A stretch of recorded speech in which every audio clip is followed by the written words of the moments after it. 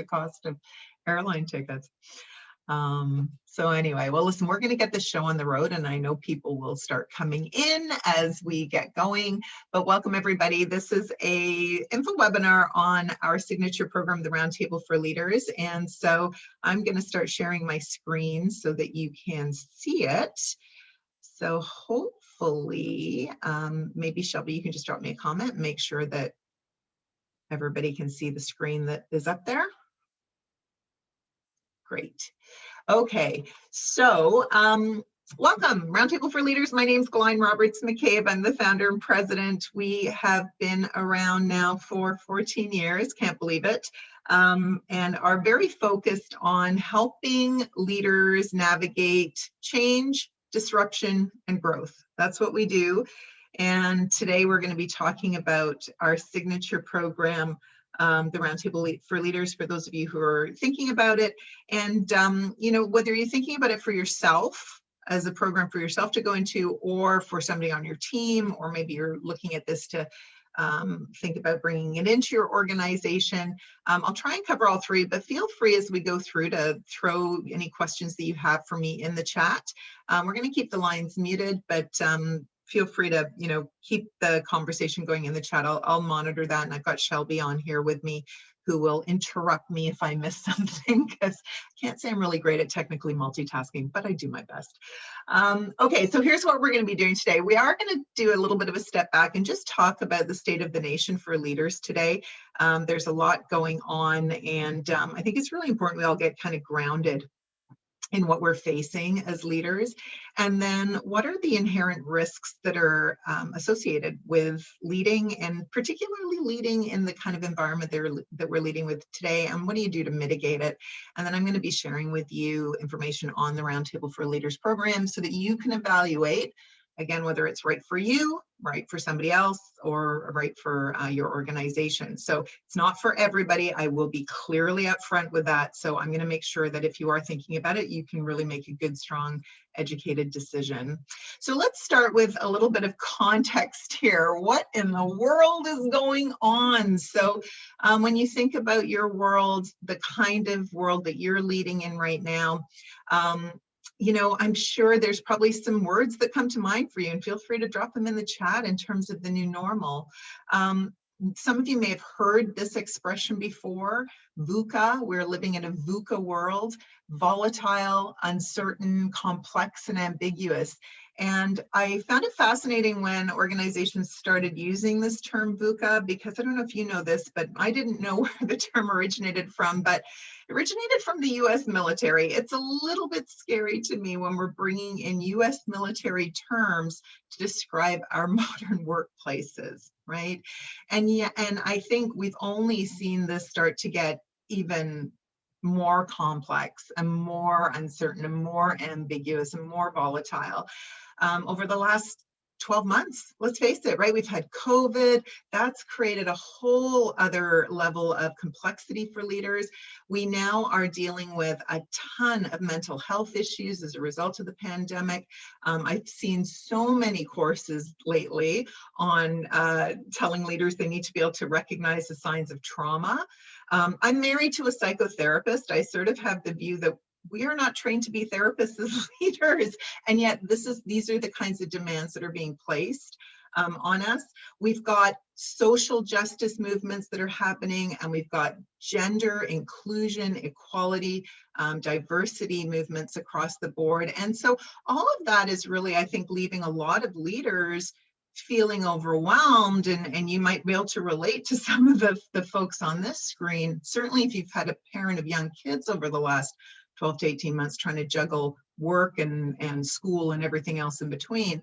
Because the reality is productivity and expectations around our performance hasn't been decreasing. If anything, it's continuing to increase. I work with a lot of executive teams, and it's kind of funny how they've been talking about the last 12 months. They've been so thrilled with the level of productivity that they've been seeing, and yet I think that's really coming at a cost for the lot of leaders. And we've known for years, the people that sit in the middle, if you're a VP down to a senior manager, you are in the middle of the organization, and that is where the squeeze happens the most. So what we're starting to see, we've always known that people particularly, and our program's really been designed for people who are fast trackers and high performers, is when you are that person that everybody comes to and expects you to be able to drive it home and drive it forward, the risk of derailing is actually getting worse. When you look at studies from McKinsey, Bain, and Deloitte, they've been able to peg derailing, risk of new employee, like people going into new roles, being promoted into new positions, at between 30 and 70%. 30 and 70%. So even if you took an average of 50, that's a big chunk of people that struggle. And then I think the other thing that we've got that's happening right now is a sort of sunshine and lollipop view of everything's going to be okay. When we're through the pandemic, everything's going to be okay, is not what's happening. And if you've caught the article in the New York Times recently that talked about the YOLO economy. So people are taking this you only live once point of view. They've had a year of not traveling, not spending money on things, so they have a lot more discretionary income, and they're chucking it. They're deciding to leave. They're deciding to do something else with their lives. We're seeing what we're hearing right now is what they're terming the Great Resignation. The expectation that up to 40, I think Gallup's survey was, it was either 41% or 48% of employees are considering a new role after the pandemic is over, but it's already happening. I've had a number of resignations of clients that we've been working with who have just decided that they just don't want to do this anymore. The pressure's too much. So this is real, and I think the thing that we all have to really think about is, where are we right now? You know, where are we on our career journey? How are we feeling? And what are the potential things and situations that we need to be hyper aware of that may affect our career? And I think the question to ask all of ourselves right now is, given what's going on, you know, am I at risk? And what do I need to do to make sure that I'm not kind of having my career fall through the cracks? And so there's a lot of kind of key points in our careers where we run the bigger risk of having a bit of a hiccup happen. One of the big opportunities for a hiccup is during times of transition, when we've got increased workload, when expectations aren't clear. And I'm going to talk about that at length when we talk about the Roundtable program. But not having clear expectations is a sure way to start to trip yourself up. When you're in the dark about feedback, when you're not getting enough feedback, and we know that that happens to leaders. You know, the more senior you get, the less feedback you get, and that is a really risky place to be. When you're under a lot of stress, you're going to probably lean towards behaviors that may not serve you well in times of stress. When you've been promoted too quickly, and this can happen a lot to people, especially at big career transition points. So when you move, I see it a lot when people move from director to VP, or when they move from VP to expanded scope of SVP.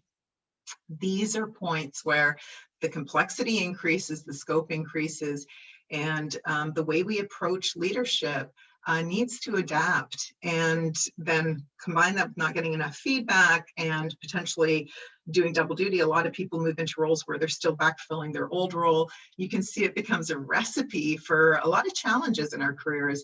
And then the last thing that's a really big potential pitfall for people is when bad behavior is tolerated and becomes entrenched. And I think one of the challenges for experienced people who've had a very good career run, who've done very well in their career, the problem for us is that our strengths actually get overused. Often the thing that we're told is our opportunity is, ironically, the overuse of our strength.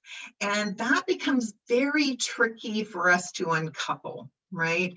And so all of these sort of, elements, and, the layer in the context of a pandemic, layer in the context of being really busy. If you're sitting here on the call right now and you've been having to homeschool your kids or deal with aging parents, or any of the additional things that we've had thrown at us over the last 12 months that have added to this complexity, when you put all of this mixed together, it really, for me, heightens the requirement for us as individuals to not leave our career paths and trajectories and opportunities solely in the hands of our employer. I remember when I graduated and I started my first job, kind of showed up, and it was the Ottawa Citizen back in the day.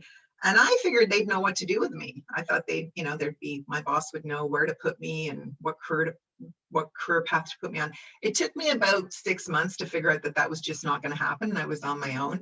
And yet I think we sort of have an expectation that our manager is the one who's going to really guide and support our career. Of course, they have a role to play. Of course, the talent team has a role to play. But I think it's really important that we as individuals think of it more as a partnership where we can bring shared success to the relationship we have with our employer.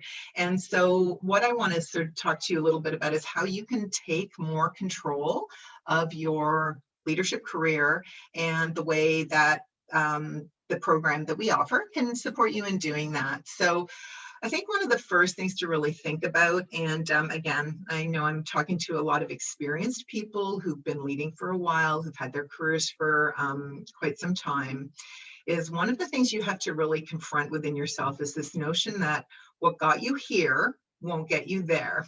And so those of you who have read Marshall Goldsmith's seminal book with that title, if you did read it, I remember when I read it, he really identifies, I think it's 21 leadership behaviors that will derail executives. And I think I had at the time I read it 16 out of 21 behaviors. I probably still have more than 10. This is something that, as we think about our careers, we really have to, I think, almost get real with ourselves in terms of what is it that we are wanting to what is it that we need to do, and what is it that we need to be aware of as we think about where we're trying to get to with our careers. So I want to kind of share with you a way to think about your own career path. And I often will ask people, do you have a career goal? Do you have a leadership goal? Do you have a leadership plan?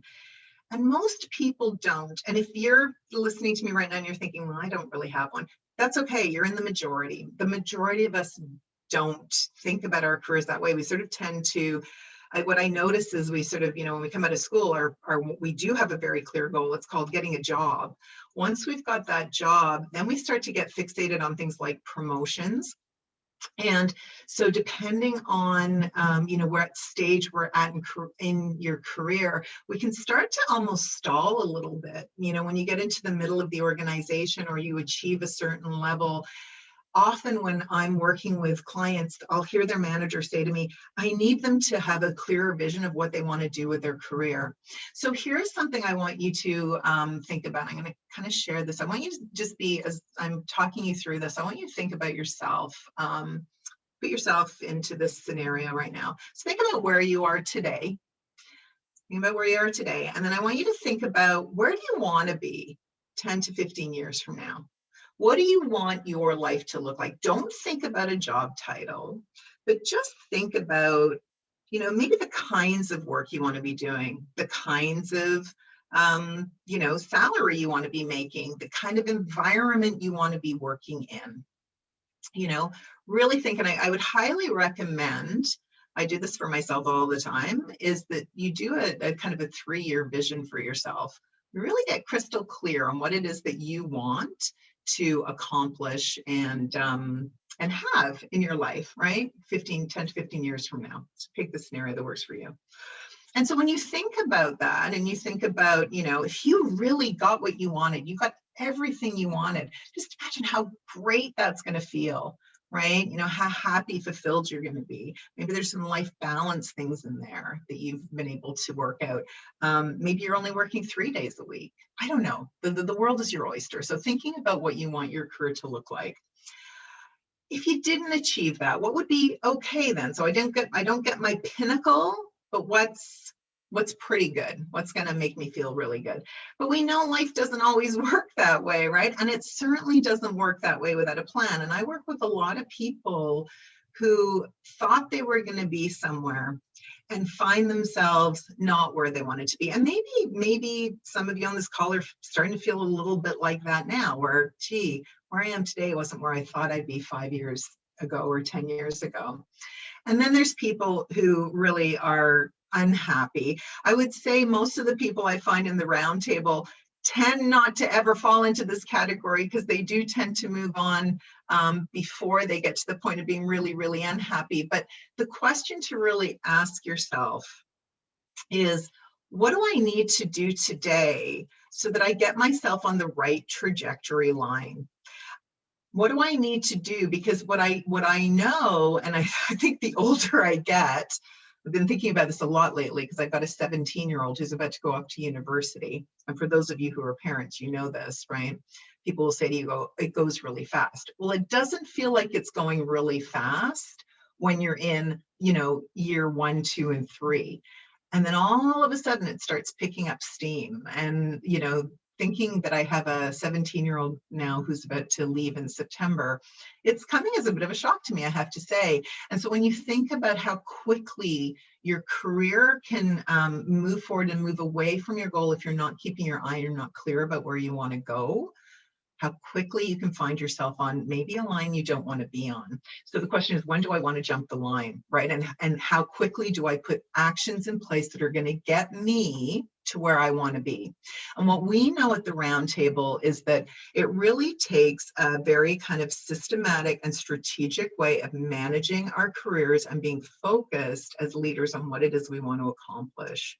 So the first step is to have real clarity, a really clear understanding of what it is you're trying to accomplish. It starts with you. Too often I find when we look at leadership development programs, it's about what the organization needs. Our philosophy at the Roundtable is very much, it's got to start within you and what you need and what you're looking for, okay? Next is, you have to have a clear action plan. Once you know and you've got that clarity, you need to have a really crystal clear workable action plan to get you there, and the relevant tools and support you need to be successful and grow your confidence and your capability in the role that you've got so that you can continue progressing. Accountability is critical, to stay on goals. It's so easy. Part of what we're pushing against anytime we're trying to move forward is we're trying to push against our ingrained habits. We're trying to push against the things that keep us comfortable. It's called, it's your factory installed programming mechanisms. That's what we're trying to rise above to keep the momentum going on our career goals. And in order to do that, we need accountability and we need the support of community. One of the things that I know for sure, when we go back to that complexity, we used to have a mental model about leadership, which was the heroic leader, that leader who's got it all figured out, that leader who's perfect at everything, right? Doesn't exist. And I think what we're starting to see and what we're really beginning to move towards in the leadership community is this idea of collective leadership.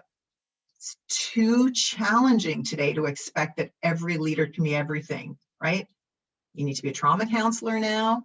You need to be a mental health advocate. You need to be all kinds of things. I'm not saying you don't need to educate yourself about these things, but the reality is, we are wired a certain way, and we're going to have our natural strengths, and we're always going to have our natural deficits. And I'm a really big believer in, the part of the philosophy we take at the Roundtable is this idea of working with your strengths, right? And how do you minimize the liabilities of your approach to leadership? So community becomes incredibly critical, and it's going to become more critical, I think, as we start moving forward as leaders into the next decade and beyond.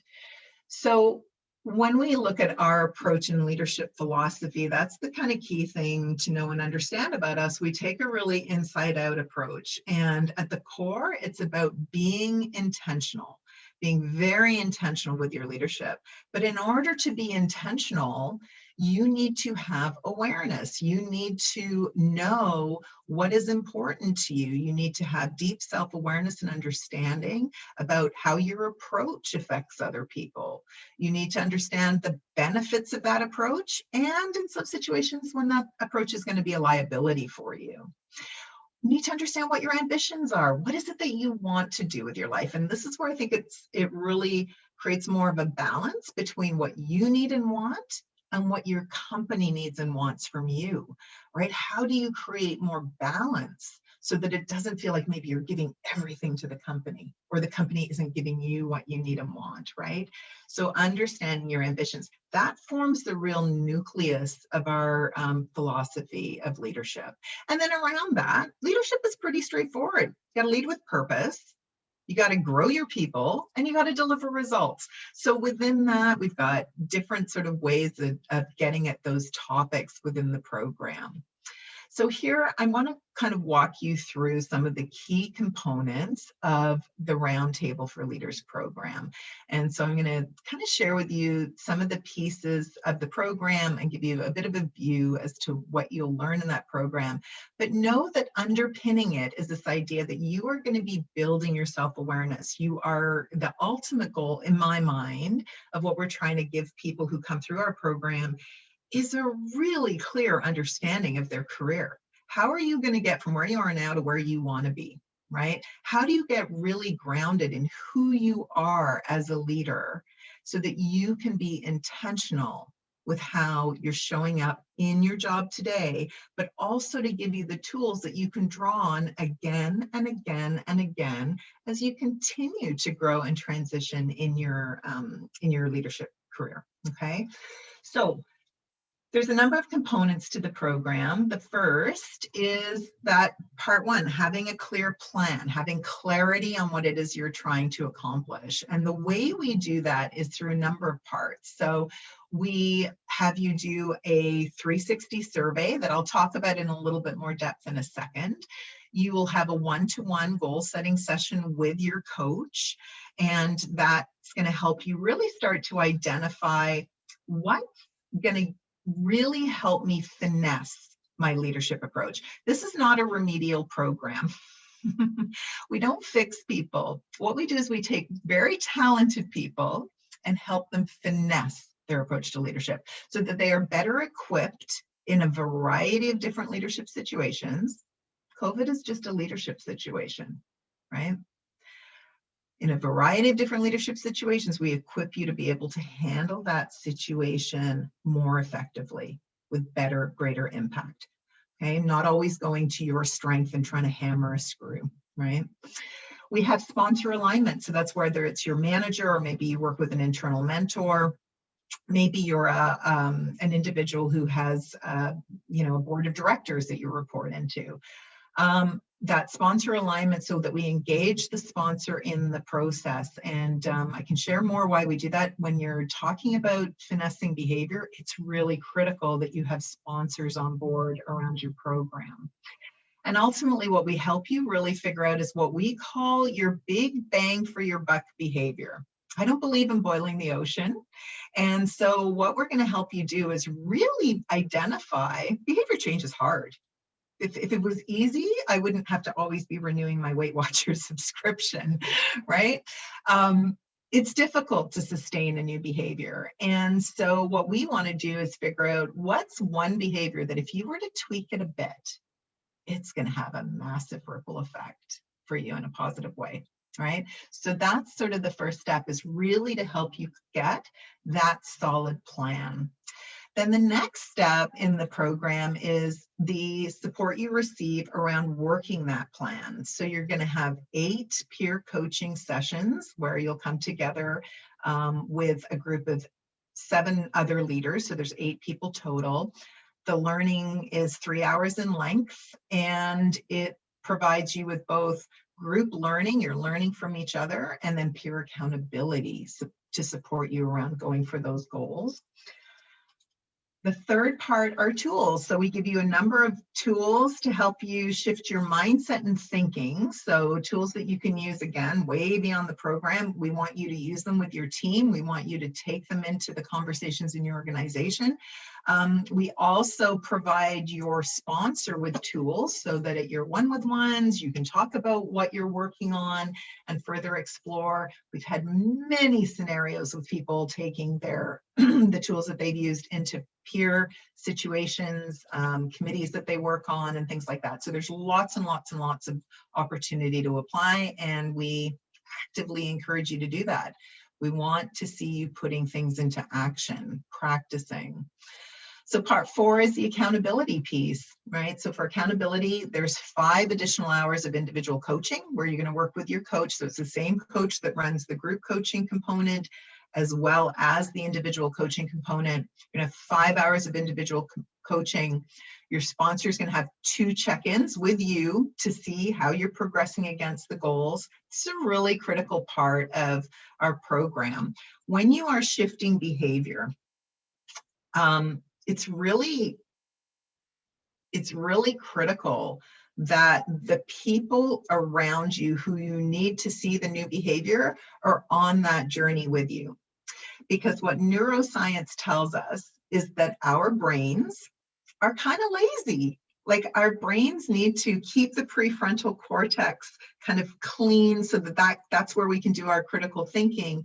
And so our amygdala is the part of the brain that sort of takes things and categorizes it. It works really quickly and it's there to be efficient. Like we want to be efficient. I don't want to have to, look at a pen and have to think, what is it that I'm looking at? I know it's a pen. I've labeled it as a pen. It's a pen. Right? So we do the same with people. So once you get labeled as, and I think about things I was labeled as when I was younger, I can remember being labeled as a bit of a hothead because I was pretty passionate about things. Once you get that label will stick until you start getting people to pay attention to the new behavior you're demonstrating. So we do these sponsor check-ins as a way to make sure that if your boss wants you to work on a certain behavior, he or she is really focusing in on that behavior. They are there to be part of the journey with you and to make sure like you're also shifting their mindset at the same time. So it's a critical piece of the program. And the other piece to help with accountability is learning partner activities. So you'll be paired with a learning partner. You'll actually be paired with a few over the course of the program.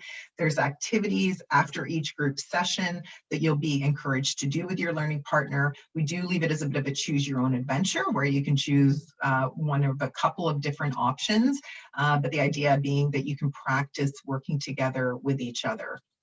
And then the 5th piece is the community. So obviously you're going to have the community within your learning group.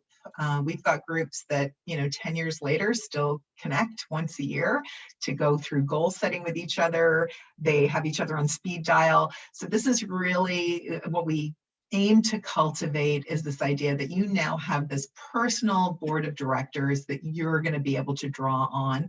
And with our open enrollment program, you're going to have them from different sectors and different industries, and it really affords such a broad view of the of leadership in different contexts, which is really powerful. But you're also part of the Roundtable Academy, which is the collection of all our alumni from both our corporate programs as well as our open enrollment programs. We do alumni events. We do a lot of webinars from September to June. And we do an annual conference where we still have it under wraps because of COVID, but usually it's in November of every year in Toronto. And it's a full day of getting together with all the alumni across all of our programs and connecting and sharing. And then we are a platform where we encourage the sharing of learning. We really believe that you learn leadership by doing, and we've got great expertise within this community. So you can contribute your expertise, whether it's participating in a webinar or writing for one of our Mentoring Matters features, speaking. Sometimes we get invited to speak at not-for-profits and we're looking for panelists to join us. So if you want to raise your visibility and look for other ways to give back within the community, there's that platform as well available to you.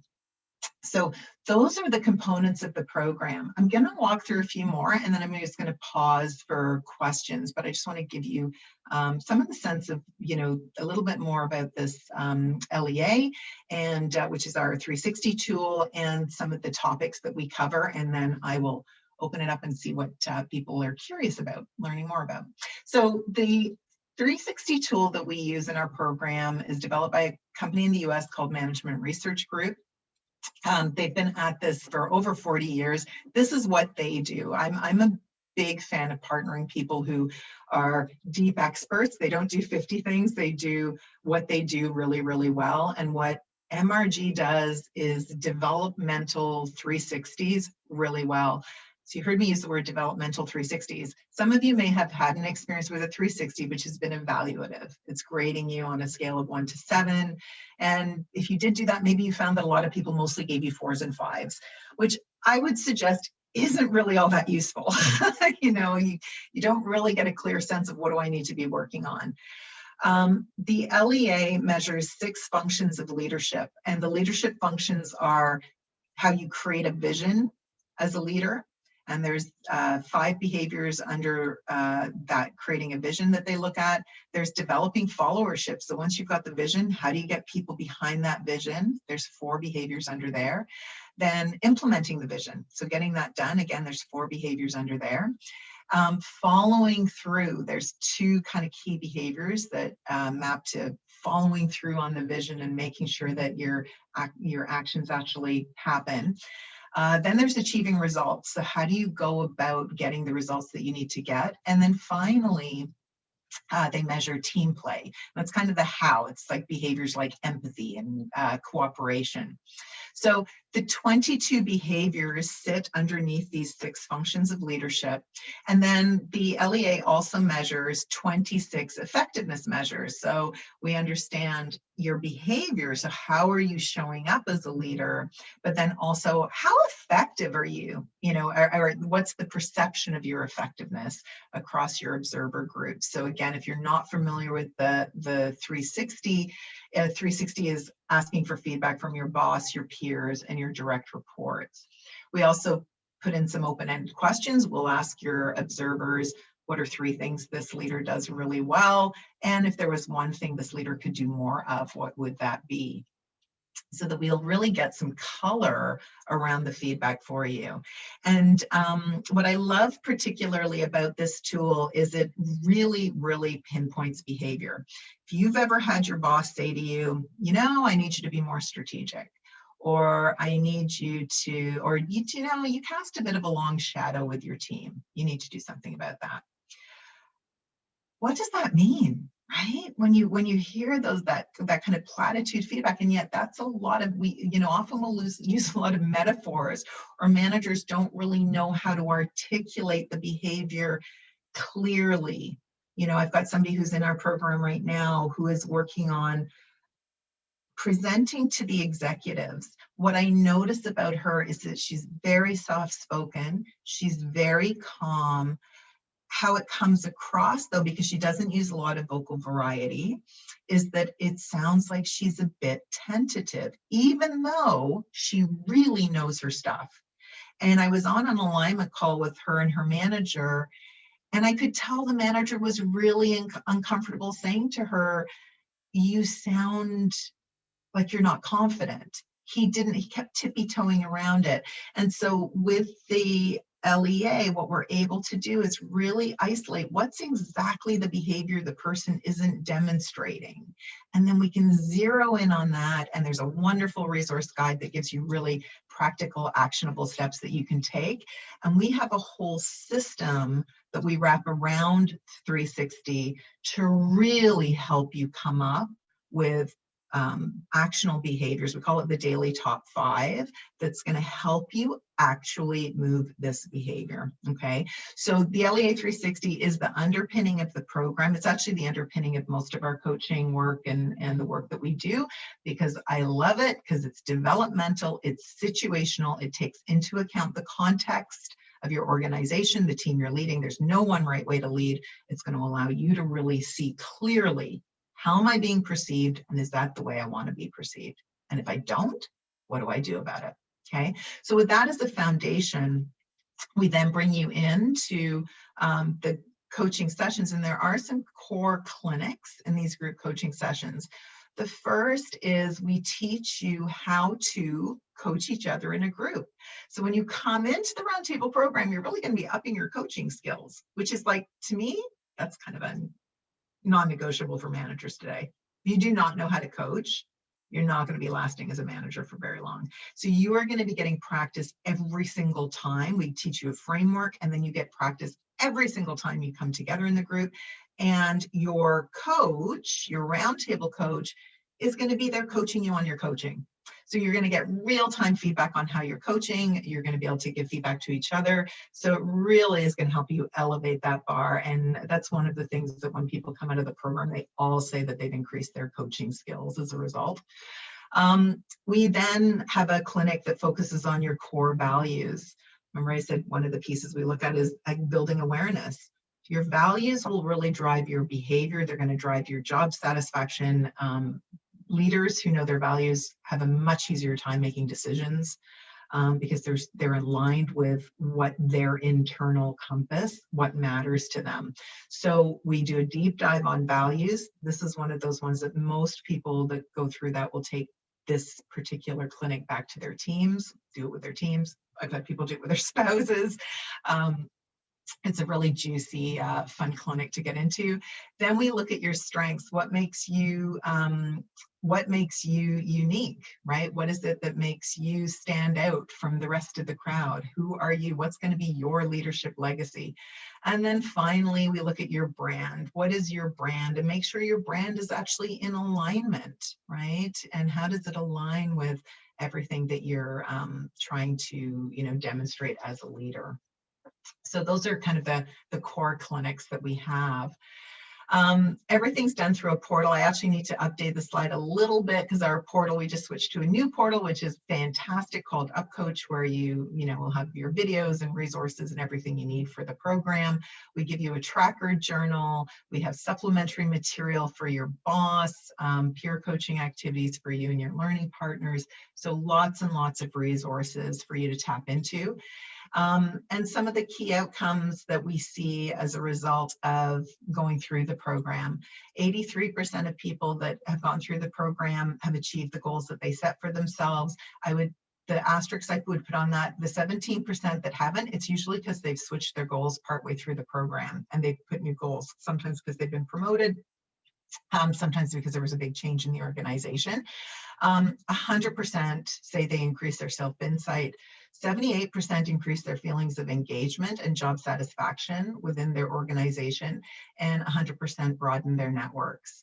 When it comes to, if you're looking at this through the organizational lens, we see retention of key talent as a key outcome, increase in team performance, increase in collaboration across the organization, stronger leadership pipelines, and overall improved business and people metrics, depending on what it is that we've been asked to measure. Okay, so I am going to just do a bit of a pause there because this is kind of the highlights of the program. So let me just see if anybody's got any questions. If you've got questions that about the program or any of the components that you'd like to ask me, now would be a great time to do it. I'm going to tell you a little bit more about the coaches and who should really consider the program in a minute, but I just want to pause there in terms of any of the elements.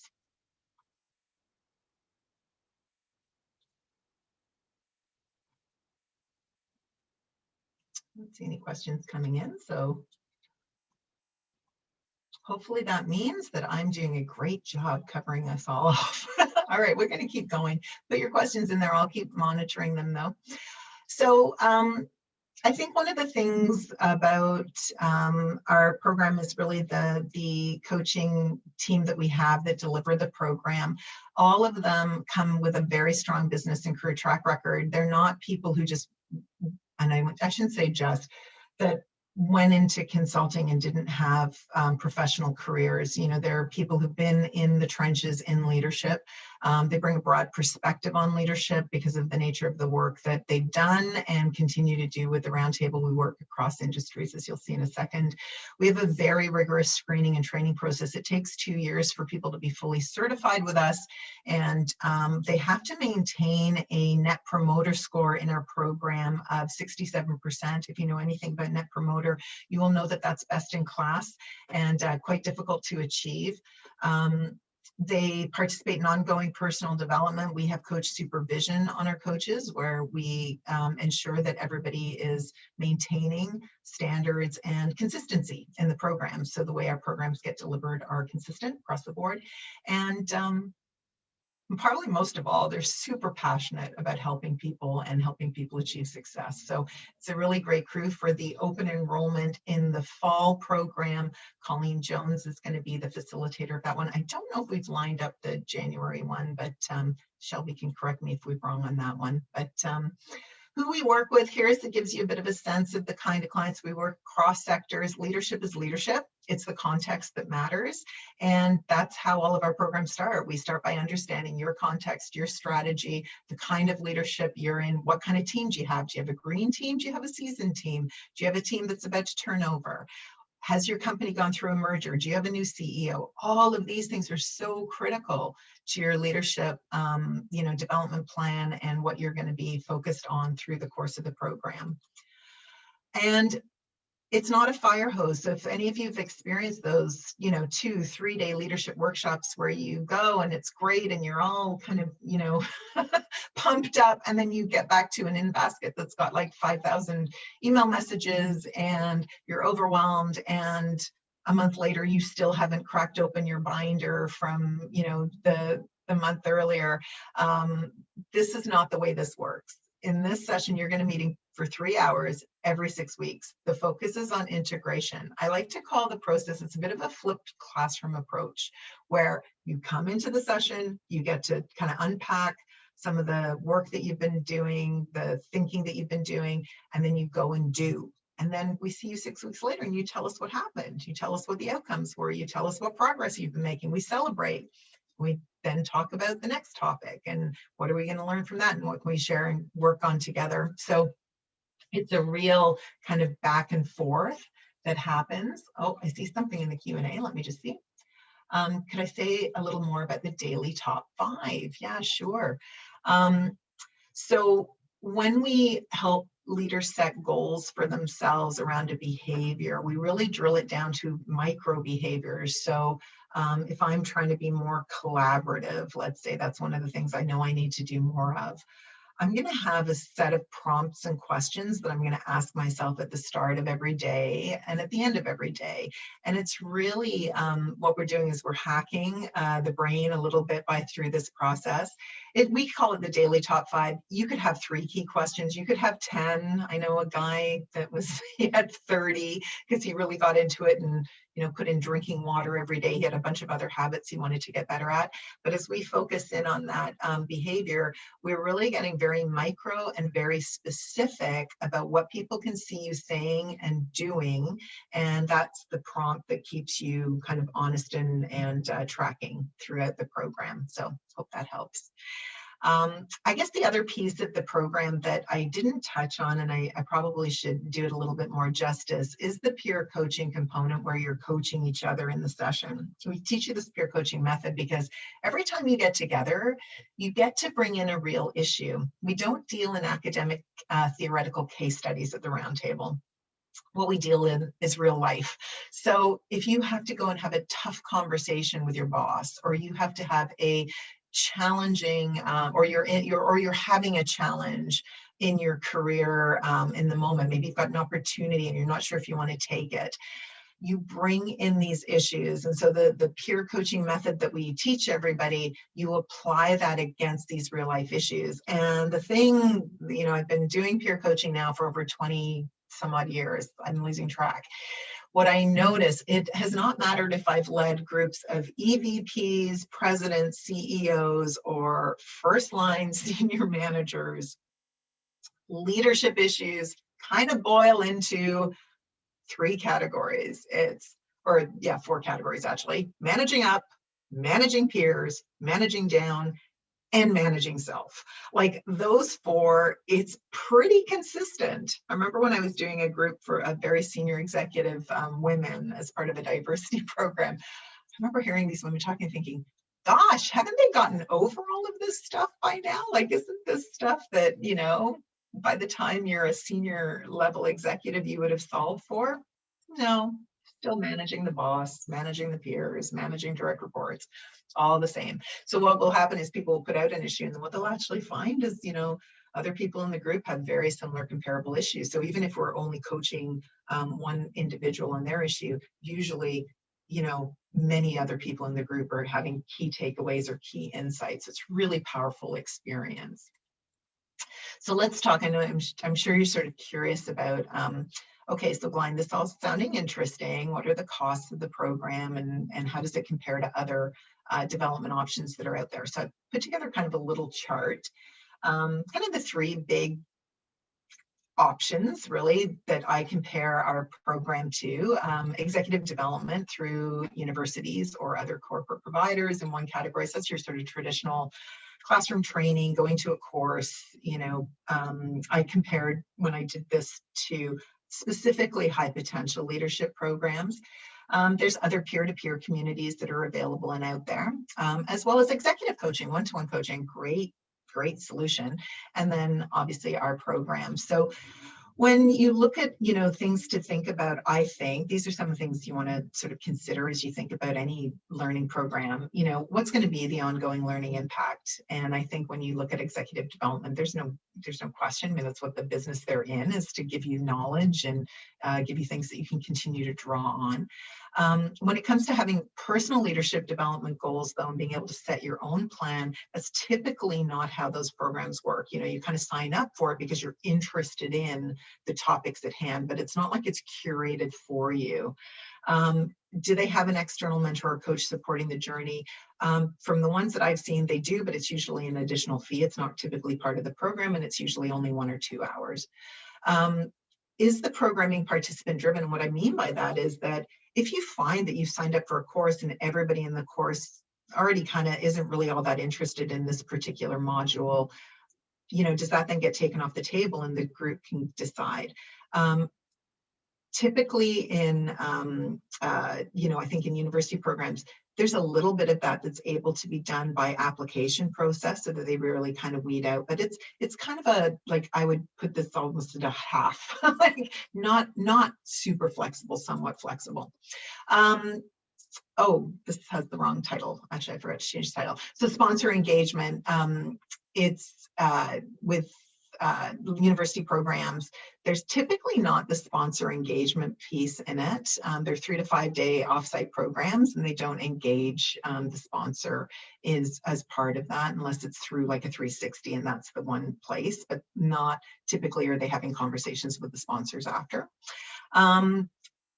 There's not always screened enrollment process. Like you can, even with applications, I don't know anybody's really been turned down for training programs. I've never come across that. If you have, I'd love to hear.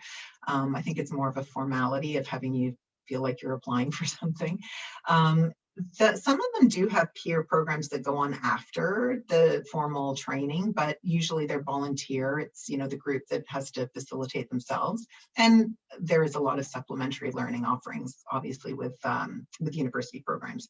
And you're going to pay up to $20,000 for a 3 to 5 day offsite program. Or now I guess it's all Zoom. So when we look at other peer-to-peer communities, this is where you do have more of the kind of these upfront factors of personal leadership development, alignment. You've got more of that screened enrollment. A lot of them do have some sort of sponsor engagement piece that allows some more, and also more flexibility around timing.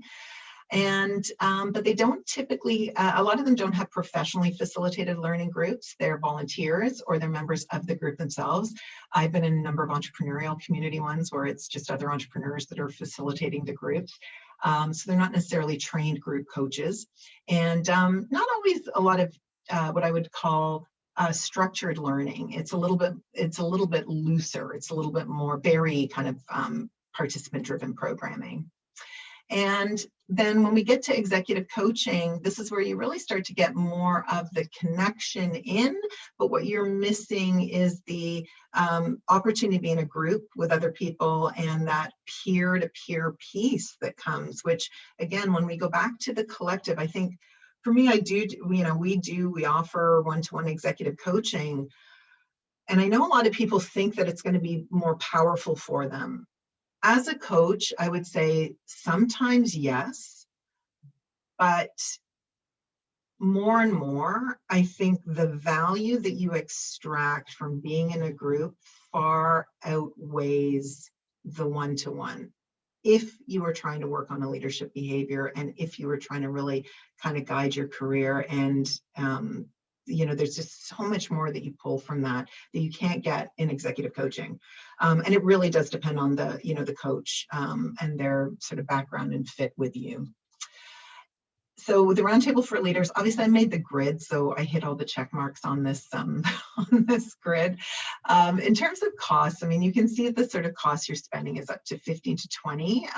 Executive coaching, 15,000. I know a lot of organizations won't even do behavioral coaching for less than a year, and at $25,000 to $30,000. So,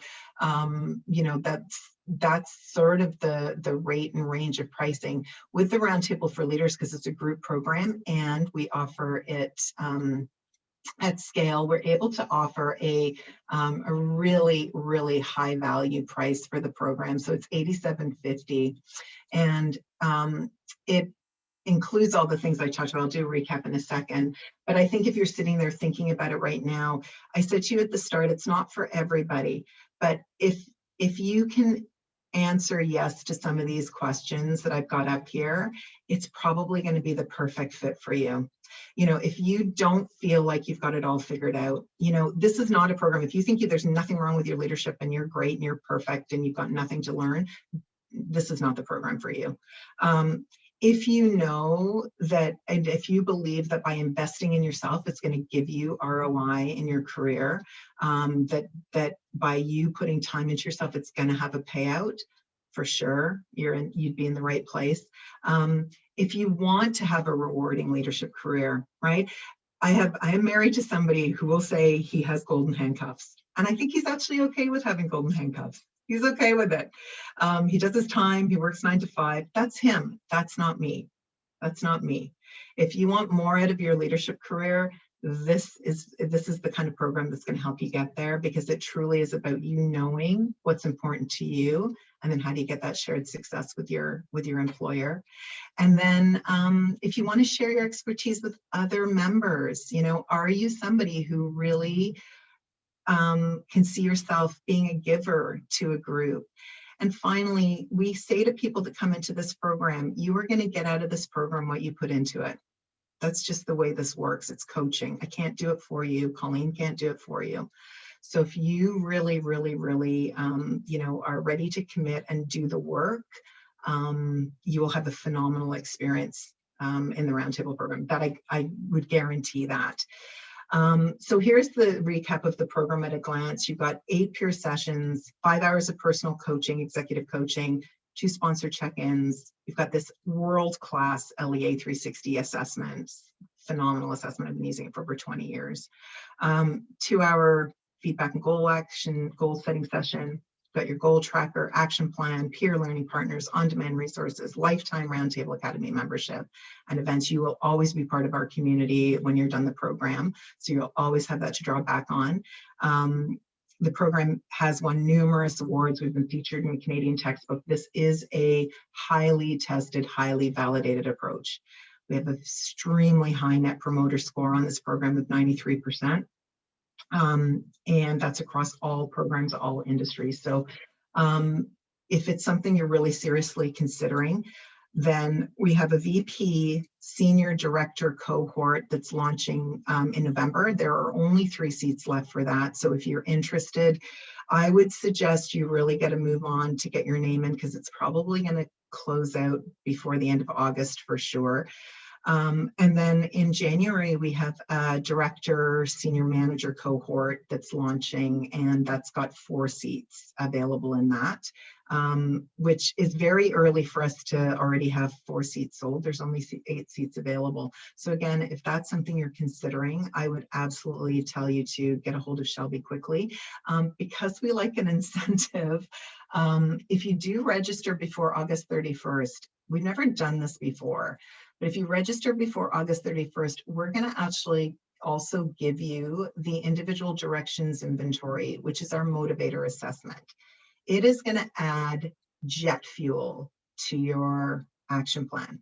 It is so powerful. And what it does is your behaviors that we'll see in your LEA 360, the IDI goes below the surface, and it's going to give you an understanding of how easy or how hard is it going to be for you to move that big bang for the buck behavior that you want to move. In addition, it's going to give you a really amazing view of, how to manage your career and where you're getting your career juice from. It's a $1,500 value. We will give it to you because by registering before the 31st, you just make our lives easier because we can get everything closed down, put to bed, and moving forward. So if you are keen, this is the lady to call. So Shelby is available. She can answer any questions. If she can't answer the questions, then she can set up a call with Colleen, who is the lead coach on this series. And Colleen would be happy to jump on a call with you too and make sure that you're a right fit. And that's what we do. We don't want people coming into this particular, it's a tight cohort of 8. So we want people in there who want to be in there. All right, so I've got 3 minutes left. Who has any final lasting questions about the program or the process or the next steps before I unleash you back to your day? What else would you like to know? And you can unmute if you'd like to just ask me. I think I see things in the chat, but I don't know if it's Shelby being encouraging. Oh, Shelby's answering questions. Is it done for a group thing? Okay, you answered that question. Thanks, Shelby. Okay, any other questions?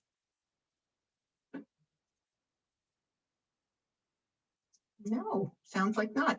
All right, well, listen, everybody, I hope to see you. And I should say, I know with Vancouver guests and people across, this runs globally. It's virtually, we're running this program virtually in the fall. I think I forgot to mention that. So coast to coast, we've got somebody actually in the UK who's going to be participating, I think, in the fall program. So it'll be a really great, I think that's been the one silver lining from COVID, is that we've been able to really open this up to everybody.